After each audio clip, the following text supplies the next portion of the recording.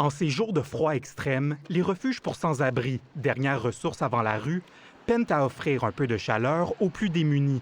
Cette église de l'arrondissement Hochelaga-Maisonneuve renferme 30 des 350 places d'accueil du carrefour d'alimentation et de partage Saint-Barnabé.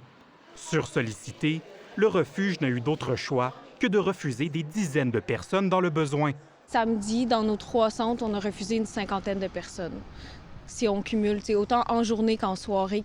Une situation récurrente ces derniers jours, explique la coordonnatrice du refuge, qui n'annonce rien de bon pour la période glaciale des fêtes. Si c'est le dortoir des hommes, on le vide pendant la journée. Les gens ils doivent quitter leur dortoir avant 8 heures le matin pour qu'on puisse tout nettoyer, mais ils peuvent rester dans la salle commune. On ne peut pas avoir des cubicules ici, ça nous ferait perdre des places.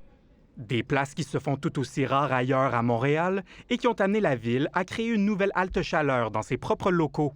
Donc là, il y a 2 nouveaux sites qui sont ouverts pendant la durée de l'épisode de froid. On parle du YMCA dans le centre-ville. Il y a également l'UQAM qui a ouvert un refuge d'urgence. On n'a pas besoin de plus de refuges. On a besoin des places pour rester. Cette bénévole qui a un temps fréquenté la rue demande qu'on priorise les logements abordables. Il faut qu'il y ait des appartements. Il faut qu'il y ait une place vive.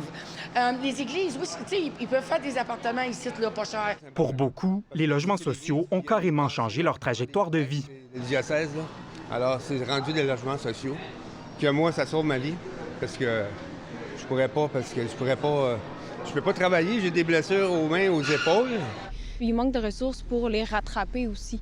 Selon moi, c'est pas normal qu'une personne qui tombe en situation d'itinérance pour la première fois, qui perd son logement, tombe directement dans les dernières ressources du système.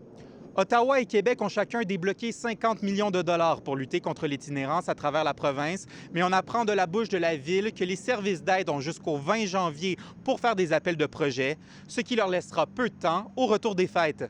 Ici Louis-Philippe Trozzo, Radio-Canada, Montréal.